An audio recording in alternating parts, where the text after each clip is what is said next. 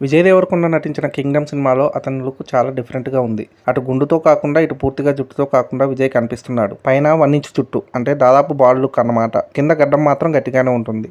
ముందు డైరెక్టర్ గౌతమ్ మీనన్ విజయ్ దేవరకొండకు story narrate చేసి లుక్ విషయంలో ఇలా ఉండాలని అన్నారట.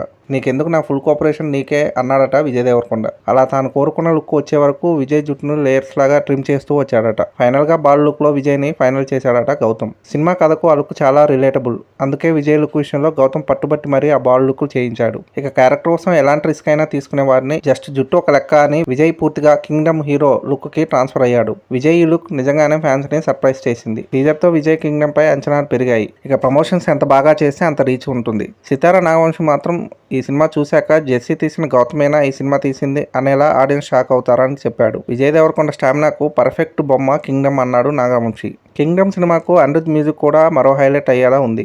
అంతేకాదు భాగ్యశ్రీ బోర్స్ గ్లామర్ కూడా సినిమాకు యాడెడ్ అడ్వాంటేజ్ అట. సో ఇన్ని అంశాలు కూడా కలిసి వచ్చేలా ఉన్నాయి కాబట్టి కింగ్డమ్ ఖచ్చితంగా టార్గెట్ కొట్టేలానే ఉంది. ఈ నెల 31న కింగ్డమ్ రిలీజ్ అవుతుంది. విజయ్కి ఈ మధ్య సరైన సక్సెస్ లేవు. అందుకే హిట్ కొట్టాలన్న కసితో విజయ్ దేవరకొండ ఈ మూవీ కోసం ది బెస్ట్ ఇచ్చాడు. ఇప్పటికే రిలీజ్ అయిన ప్రమోషనల్ కంటెంట్ అంతా మాసివ్ రెస్పాన్స్ తెచ్చుకుంది. విజయ్ దేవరకొండ రియల్ స్టామినా ఏంటన్నది కింగ్డమ్ చూపించేలా ఉంది. మరి కింగ్డమ్ సినిమాపై మీకున్న పాజిటివ్ థింగ్స్ ఏంటి కింద కామెంట్ సెక్షన్లో చెప్పండి. అదండి సంగతి.